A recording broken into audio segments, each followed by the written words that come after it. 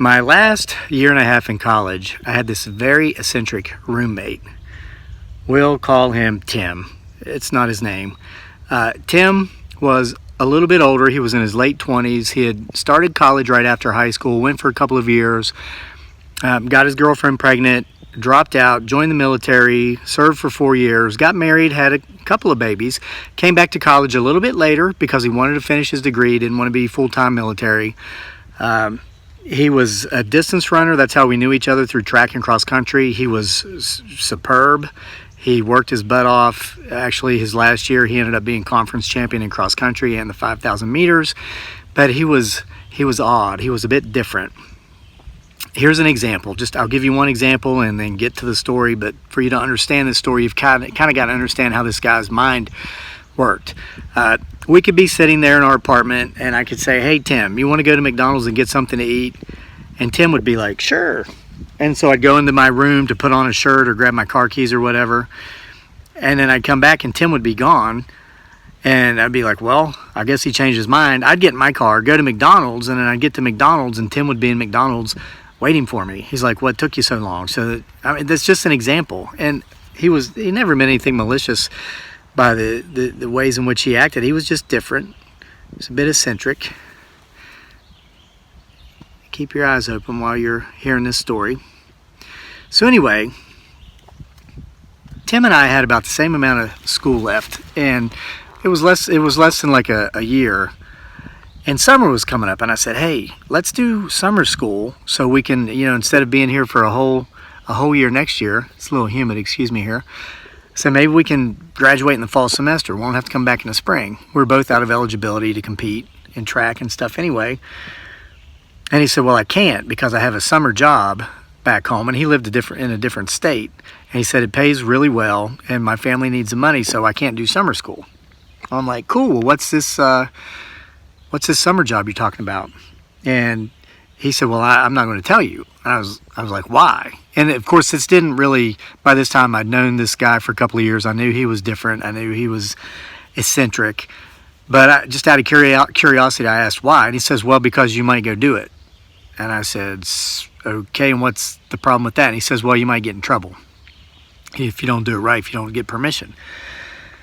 I'm like, "Okay, whatever." Then I never thought anything else about it for about another couple of months. And then summer, the semester was ending, summer was upon us. He comes in just a couple of days before he leaves for the summer and he says, "Hey, I got great news."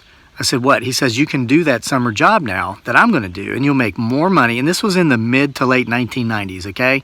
It turns out it was $25 an hour. So for a college student to make $25 an hour in the 1990s, that was really good money. So I said, "Okay, Tim, enthrall me. What is this summer job?" And he says, "Well, you go into the ponds on golf courses and you take the balls and you sell them for 25 cents each to a pawn shop." And I was like, "Where's why the intrigue? Why the deep, dark secret here? Why couldn't you have told me this a couple of months ago?" And he says, "Look," he says, "golf courses are private properties." And this is a good point, okay? And if you're watching this video and you're getting ideas from this story, take heed to this point.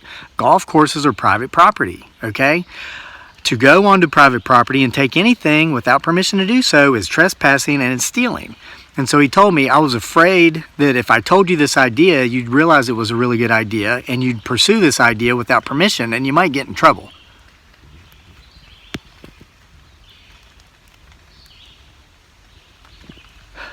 So I was like, "Okay, so why is it that you can tell me now?" And he goes, "Well, so-and-so," and this is another guy from our cross-country team and track team, another one of our buddies. He said he got a summer job managing a golf course in the next town over for the entire summer. And I talked to him, told him about it. He checked with the owner of the course to see if you could go in there at night and do this, and you've been given permission. So really, Tim, as odd as he was always looking out for me. So here he took it upon himself to get permission for me to be able to go into this golf course at night when there's nobody golfing, everything's closed, get the balls out of the pond. So I made sure to talk to our other buddy and say, "Hey, is it true that, I've been given permission to do this and blah, blah, blah." And he says, "Yeah, you can do it." He says, the owner actually laughed. He said, "Usually kids ask to do this," but he's never had, somebody our age. We're in our mid-20s, but he said he understood the college life. You know, you need money for the important things in life, like ramen noodles and beer, and you don't necessarily want to have a real job to earn said money. So he said, yeah, you can do it. Just be careful. You know, don't be destructive. So I'm driving over. The first night I decided to do this, I'm thinking,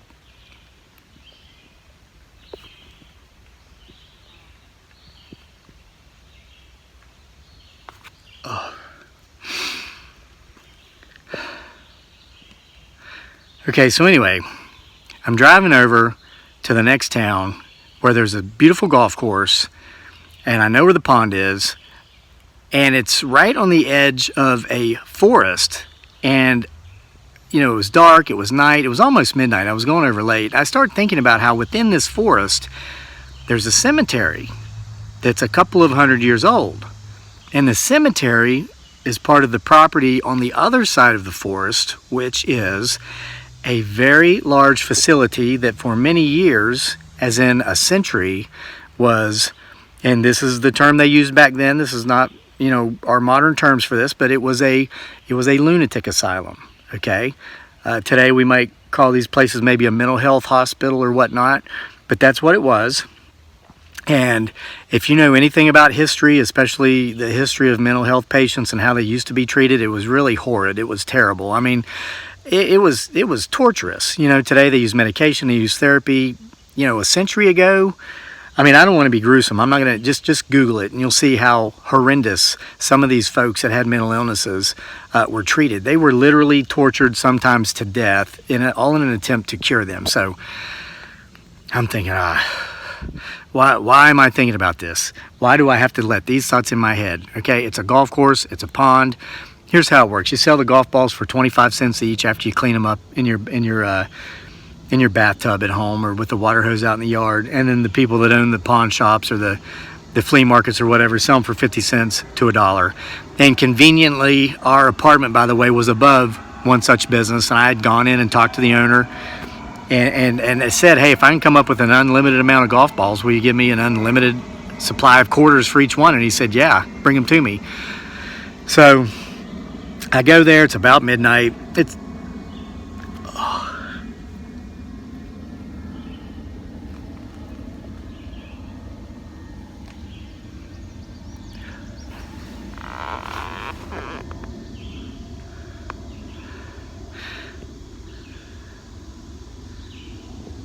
So it's a hot summer night.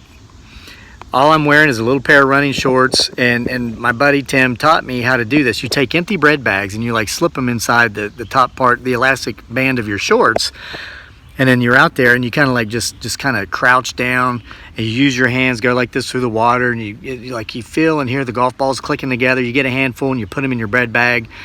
He would keep count. Once you get 25 in the bag, tie it shut, toss it up on the bank. So that's what I'm doing.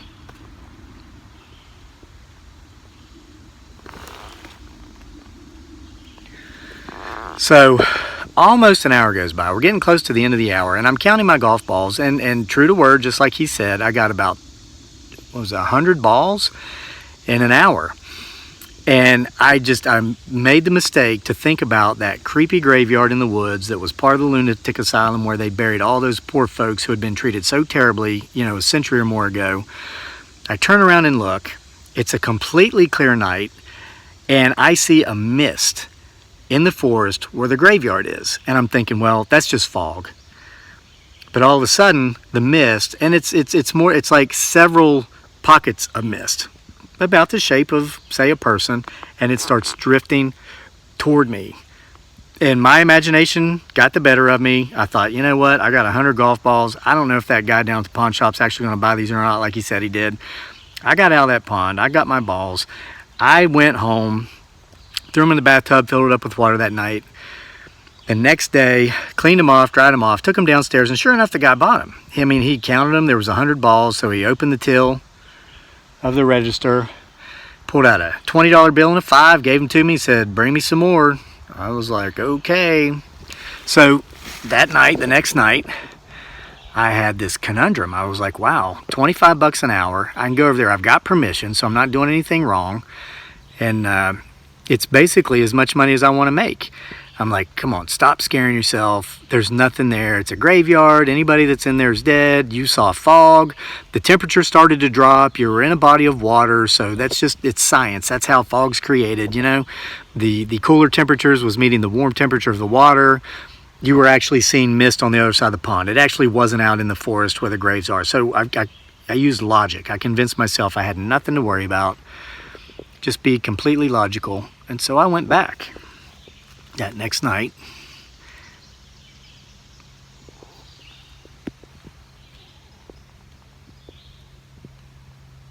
And just like the first night, I waited till about midnight.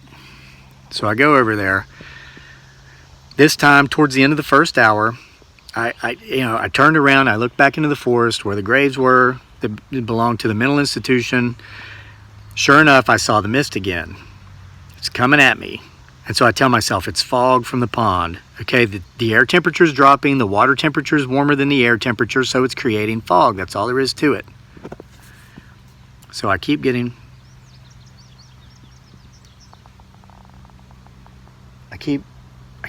the balls. So they're towards the end of the other hour. I hear a screech come from the forest like nothing I'd ever heard of in my life. It sounded like a woman being attacked. It was piercing. It hurt my eardrums and chilled my spine and made my skin crawl. And I froze instantly, like, oh my gosh, what in the name of all things holy was that? So I'm looking in the forest. I see the fog. And at this time, the fog starts moving towards me. And I hear another screech, and this time it's closer. It's on the tree line. It's no longer in the forest where the graves are. It's at the edge of the field, just on the other side of the pond.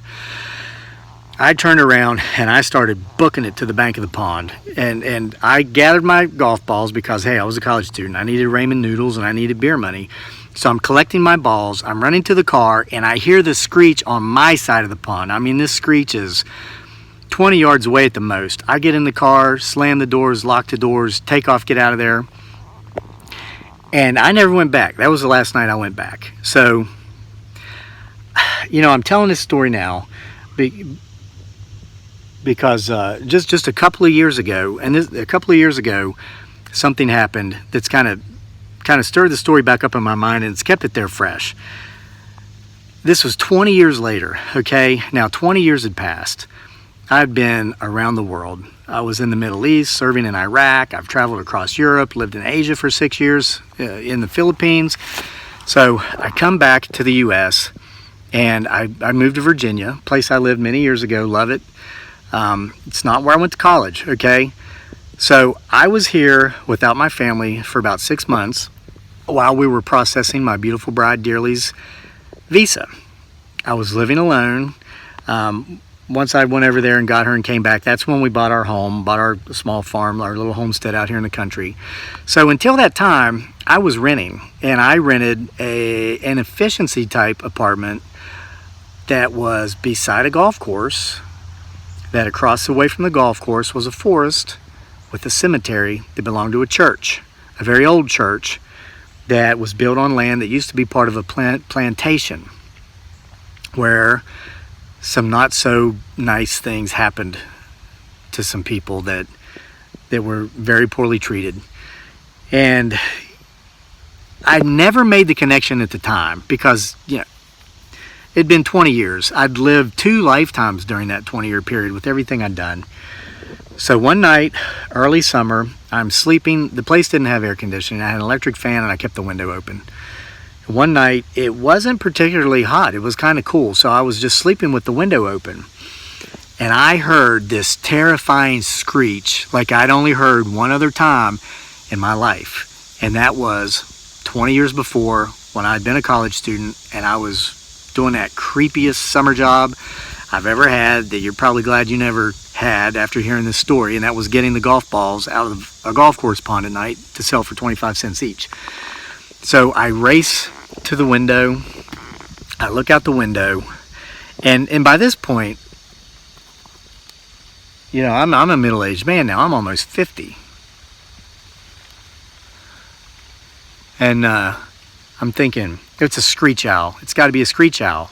I've heard that, you know, when you hear a screech owl scream, it sounds like a woman being murdered. That's all it is. It's nature. It's wildlife. So I look out the window. I look across the field of the property that